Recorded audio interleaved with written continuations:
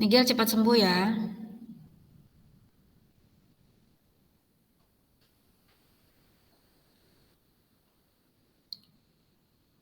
Oke, sudah kelihatan ya.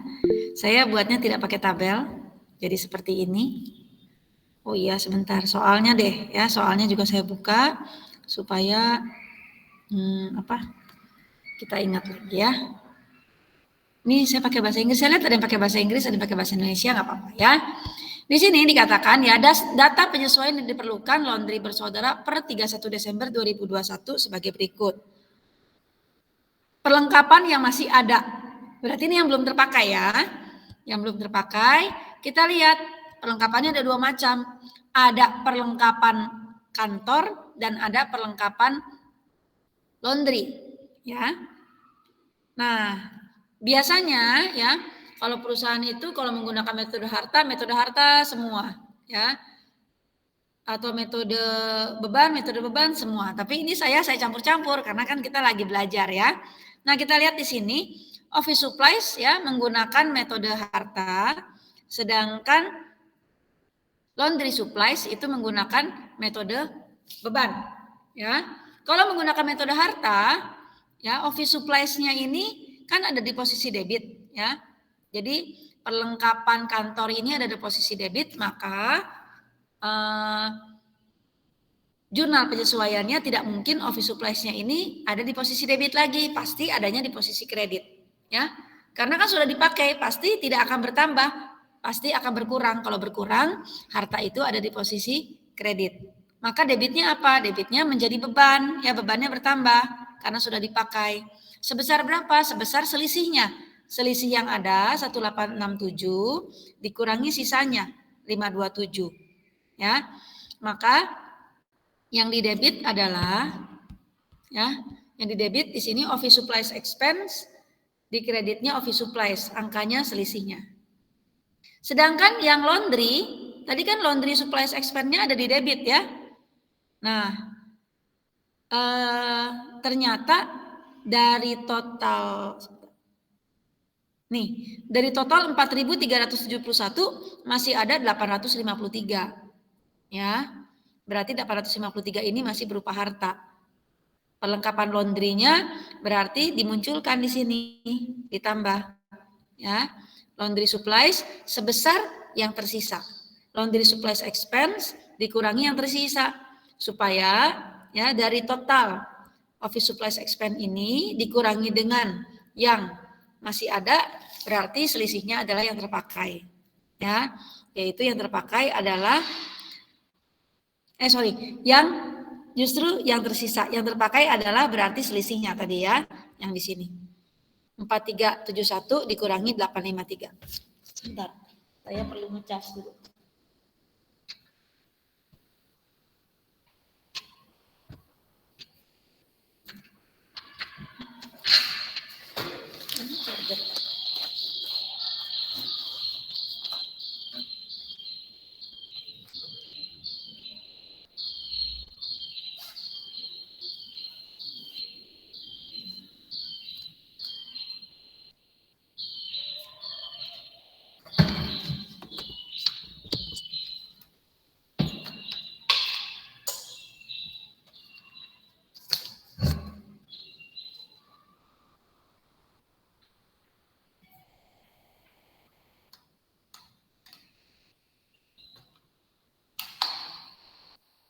Ya, oke, lanjut ya. Kalau nggak ada pertanyaan lanjut.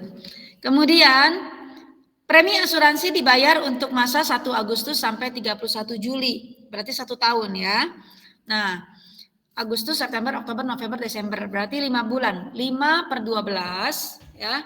Dikali di sini asuransi adanya metode harta nih. Prepaid insurance ya. Berarti 5/12 kali 4.500 ya. Prepaid insurance-nya harus dikurangi karena sudah terpakai. Maka prepaid insurance-nya ada di posisi kredit. Insurance expense-nya di debit. Sebesar angka yang tadi sudah dihitung, yaitu 5/12 kali 4.500. Ya. Sedangkan untuk iklan ya di sini pakai metode beban.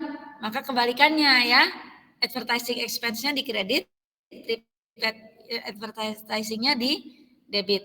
Sebesar yang tersisa. Yang tersisa itu berapa? Gitu ya nih. Yang tersisa adalah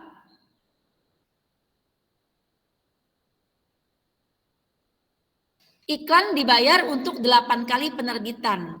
Hingga 31 Desember baru diterbitkan 6 kali. Berarti yang belum adalah 2. 2/8 atau 1/4 dikali 2.400. Ya, yaitu 600. Ya. Iya, ini yang saya tampilkan ini dilihat ya. Dilihat, boleh dicatat, boleh. Karena nanti ini yang benarnya yang akan dimasukkan ke kertas kerja, ya. Jangan yang yang kalian memang ada yang benar, ada yang salah, tapi kan kalian belum tahu nih yang benar yang salahnya yang mana ya, karena belum dibahas semua. Jadi dilihat ya. Kemudian, Tingkat mau nanya? Ya Bu, saya masih suka agak ketukar Bu, kapan pakai yang metode harta, kapan yang beban Bu? Oh, lihat di sini, lihat di neraca saldonya.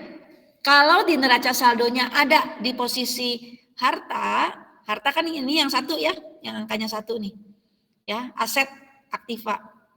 Nah, berarti dia metode harta.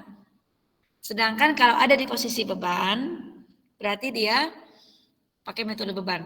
Begitu? Ya. Oke Bu, makasih Bu. Karena kan ditentukannya ketika membeli aset tersebut. Jadi waktu pas membeli perlengkapan, ketika dia memulai asuransi, ketika membayar iklan, itu dicatatnya sebagai apa? Kalau dicatatnya sebagai harta, maka akan muncul di neraca saldo di posisi ini, di posisi aset ini. Sedangkan kalau dicatatnya sebagai beban, ya, nah munculnya di sini, gitu ya. Nah maka munculnya di mana itu metodenya, ya. Oke, ya. Semoga makin jelas ya. Nah, sekarang yang berikutnya, upah karyawan dibayar tiap hari Sabtu setelah 7 hari kerja. Ya, 7 hari kerja, Minggu berarti juga kerja, tapi dibayarnya tiap hari Sabtu. Sebesar $15 per hari. Per orang. Tanggal 31 Desember jatuh pada hari Kamis dan di laundry tersebut ada 3 orang karyawan. Ya, berarti sampai hari, dulu ini jatuh pada hari Kamis ya. Berarti yang sudah dibayar sampai hari Sabtu, kemudian Minggu, Senin, Selasa, Rabu, Kamis. Berarti 5 hari. 5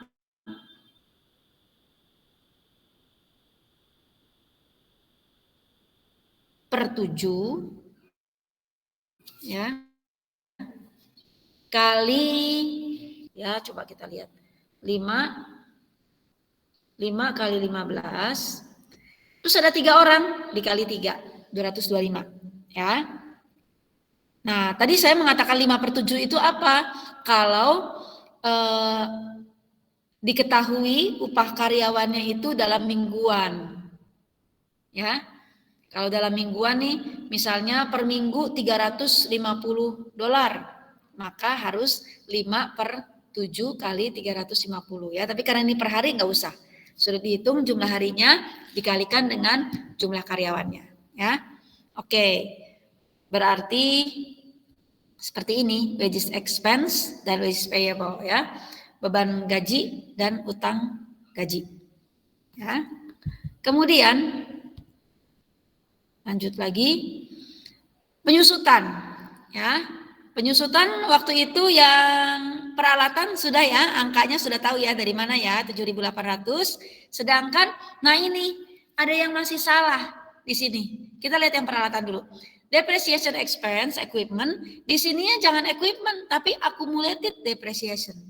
Karena apa? Kalau kita tulis di sini ada ya beberapa siswa ini yang tulis di sini equipment. Kalau equipment ditaruh di posisi kredit berarti nilai equipmentnya dikurangi, ya. Sedangkan dalam akuntansi nilai equipment-nya itu dikuranginya melalui akumulasi penyusutan. Ya. Oke. Begitu. Tidak semua salah tapi ada yang salah di sini ya. Kemudian kalau yang building itu 18.000 angkanya kalau tidak salah langsung deh di sini ya. Gedungnya 10% kali nilai gedungnya. Gedungnya 180.000 ya. Jadi apa namanya? 180.000 kali 10% berarti 18.000. Itu ya. Oke. Kemudian nomor 6. Nah, nomor 6 ini juga ada yang tanya nih. Beban reparasi mesin cuci yang belum dibayar. Beban reparasi. Jadi perusahaan ini kan laundry ya. Nah, mesin cucinya ini rusak gitu. Kemudian diperbaiki. Ya. Tagihannya 360 dolar tapi belum dibayar. Ya. Kalau belum dibayar berarti masih utang. Ya, jadi bukan beban reparasi di kreditnya kas, tapi kreditnya adalah utang. Nah, kemarin itu sudah ditanya, Bu, boleh pakai utang reparasi, boleh membuat akun baru gitu ya? Saya bilang sebenarnya boleh, ya, tetapi mungkin tidak lazim, ya, atau tidak umum. Saya mengatakannya karena apa? Pertama, biasanya itu dengan pihak ketiga yang di luar perusahaan itu ya, kecuali kalau misalkan dengan karyawan kayak tadi utang gaji gitu ya, wages payable, karena itu bukan dengan pihak yang ada di luar perusahaan tapi dengan karyawan supaya dibedakan, kelihatan ya, oh ada utang kepada karyawan sekian, utangnya utang apa, utang gaji gitu ya. Tapi kalau kepada pihak luar perusahaan apalagi nilainya tidak besar dan tidak rutin ya, karena mungkin kan mesin cucinya rusak nggak setiap bulan gitu ya. Sedangkan kalau yang rutin ya itu kayak upah itu kan cukup rutin ya, karena kalau nggak dibayar rutin kan nggak mungkin karyawannya ya. Jadi biasanya yang dibuat akun itu adalah pertama kepentingannya ya. Misalnya kalau dengan pihak luar perusahaan nggak perlu satu-satu itu ya dibikinin akun itu. Nah, kalau nggak perlu satu-satu maka langsung semuanya masuk ke utang dagang ya. Bisa juga karena rutin walaupun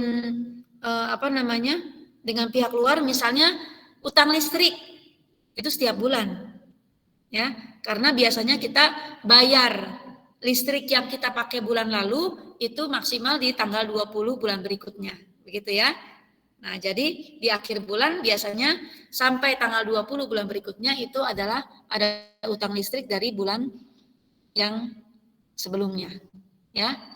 Kemudian yang ketiga dilihat juga bisa dari ya, nilainya misalnya cukup signifikan, ini besar. Jadinya bisa dilihat dari kepentingannya, nominalnya, bisa juga dari rutinitasnya. Ya. Tapi ini dianggap tidak terlalu perlu untuk membuat akun baru. Maka di sini tulisannya maintenance expense. Kemarin saya lihat ada yang tulis beban reparasi, ada yang tulis beban pemeliharaan, ya. Oke, ada apa lagi ya? Saya lupa deh, ya. Kemudian di sini accounts payable, ya, pakainya. Oke. 360 angkanya langsung dari situ ya. Tinggal dua lagi. Pendapatan diterima di muka merupakan pembayaran jasa laundry di muka dari para pelanggan. Pada tanggal 31 Desember diperkirakan 80% telah terrealisasi. Jadi ada beberapa pelanggan yang membayar di muka, ya. Pasti membayar di muka kenapa mau? Karena biasanya bayar di muka itu ada potongan lah, ada diskonnya gitu ya, dengan harga yang lebih murah. Boleh membayar dengan harga yang lebih murah tapi dibayar di muka gitu ya. Nah, kalau dibayar di muka berarti kan misalnya nih bayar di muka sekian dolar, tetapi belum semuanya terpakai. Jadi misalnya berapa kali cuci gitu ya. Nah, ternyata belum semuanya. Jadi kan tidak hanya satu pelanggan, mungkin dari banyak pelanggan ya. Di sini ada berapa nih?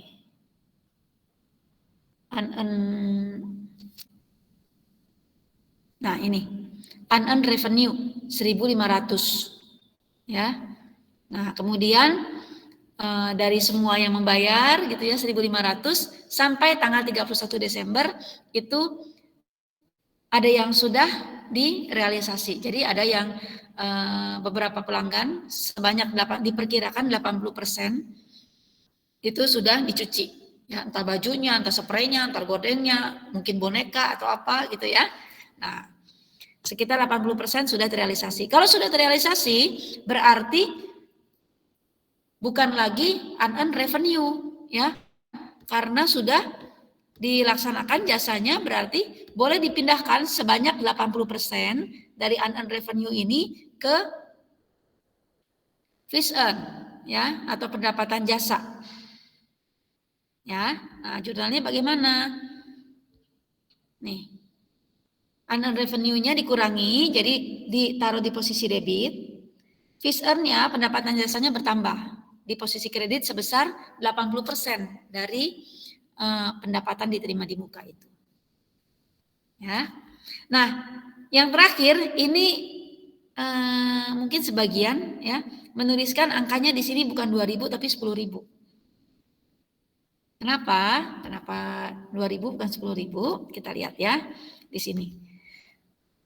Sewa tanah diterima di muka ya. Jadi lihat nih, dia punya tanah nih. Tuh, punya tanah ya. 240.000 ya. Itu disewakan kepada pihak lain. Jadi mungkin gedungnya ini ada di atas tanahnya, tetapi mungkin tanahnya luas, jadi ada sebagian tanah yang disewakan gitu ya kepada pihak lain.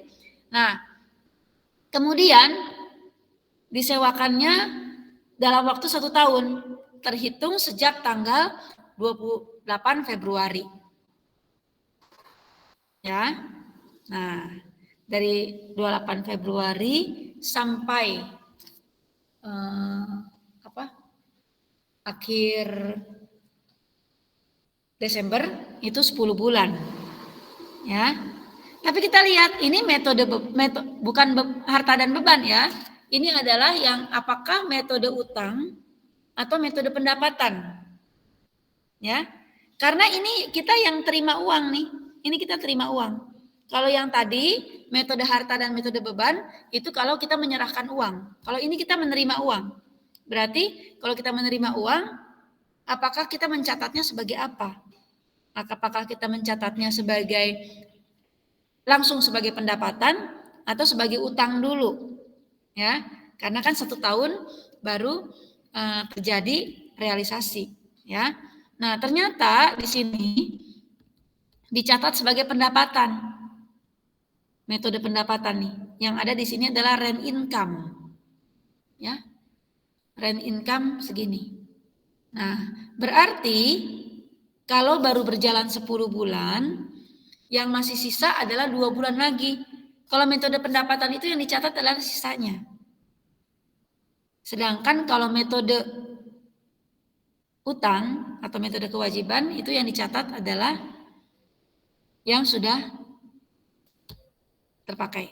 Ya, maka di sini angkanya adalah nih rent income dikurangi ya, dikurangi 2.000 unearned rent. Sewa yang belum direalisasi itu masih ada 2.000. Oke, gitu ya. Apakah ada pertanyaan sampai di sini? Ibu, kan kalau yang itu Bu, yang terakhir itu Bu, yang 2.000. Sebenarnya itu kan akunnya sama ya Bu ya.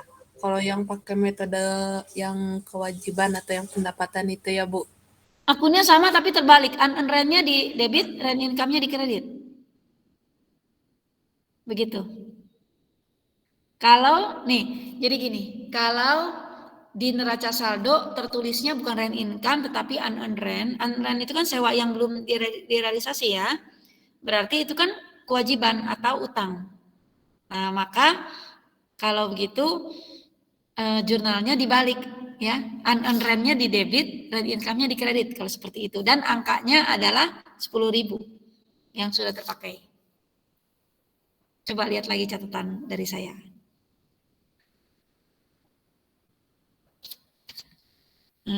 Tadi Pinkan mau tanya yang itu bukan? Iya, Bu. Coba ya, dilihat lagi ya.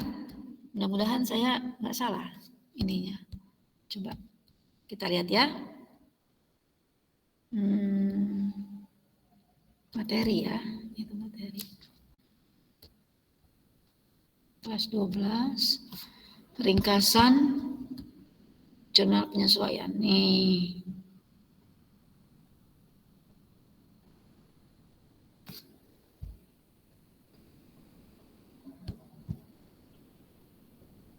Nih. Ya, ini kan? Nah, ini metode kewajiban atau metode utang. Sedangkan metode pendapatan ini tuh. Ya. Ini yang ada di soal tadi. Rent income, di sini unearned rent. Tapi kalau yang di sini unearned rent-nya di debit, rent income-nya di kredit. Gitu. Ya. Ini yang sudah direalisasi, ini yang belum. Oke.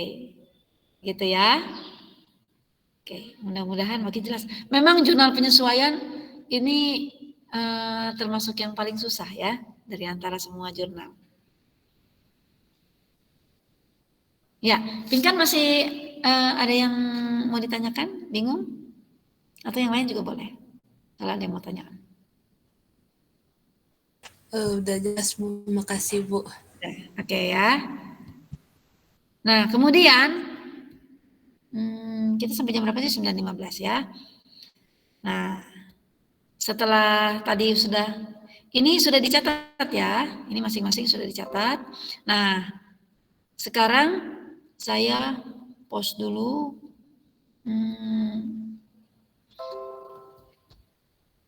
Kita lihat nih kertas kerja.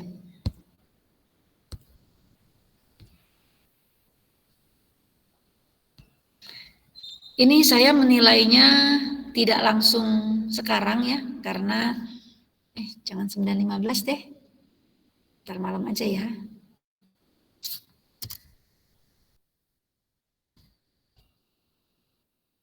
Ini ya. Di sini saya tugaskan. Nah, silakan dibuka. Apa namanya? Filenya, atau mau lihat dulu di share screen dari saya juga boleh ya. Nanti kalian akan terima ini. Di sini ada seperti biasa ya. Di sini ada unadjusted trial balance, berarti neraca saldo yang belum disesuaikan, isi angka-angkanya dari soal. Ya. Angka-angkanya dari soal. Kemudian di sini ada adjustment. Adjustment berarti penyesuaian. Masukkan ini angka-angka dari jurnal penyesuaian yang sudah kalian terima. Yang kalian tadi dibahas ini. Ya, ini. Masukin sesuai dengan ininya, apa? Barisnya, ya, kolom dan barisnya. Kemudian seperti biasa neraca saldo yang sudah disesuaikan, adjusted trial balance itu kalau debit ditambah, kredit ditambah, debit kredit dikurang, ya, ditaruhnya di yang angkanya lebih besar. Ya, jadi kalau debitnya 10.000, kreditnya 2.000, maka cari selisihnya yaitu 8.000, taruh di angkanya di debit karena debit angkanya lebih besar, gitu ya. Kemudian income statement ini seperti biasa yang masuk di income statement adalah yang kode depannya, account code-nya, account number-nya itu 4 dan 5.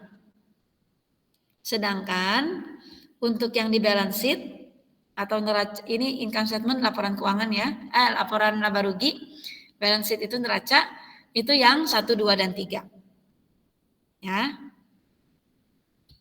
Oke, terus kemudian kalian jumlahkan.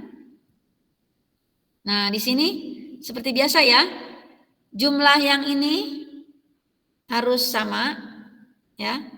Unadjusted trial balance sama, adjustment harus sama. Kemudian di sini adjusted trial balance juga sama. Sedangkan yang di sini, ini debit kredit angkanya bisa sama, bisa beda.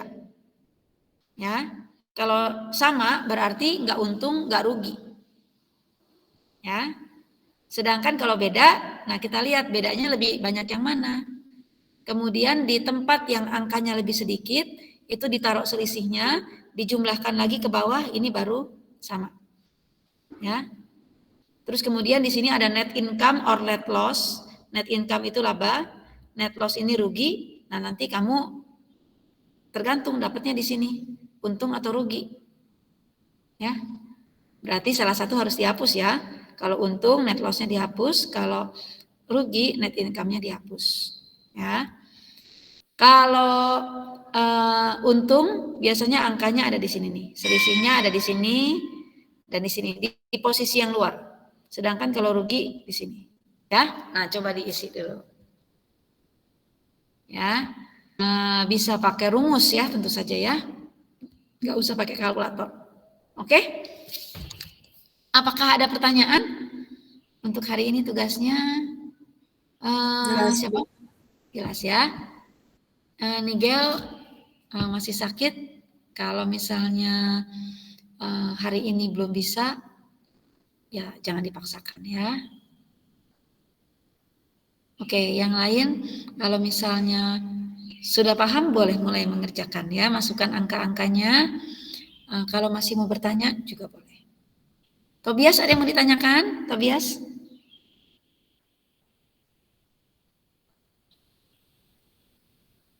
Jelas, oke. Tobias kok jadi pendiam ini? Kenapa? Biasanya Tobias ini suka banyak bertanya.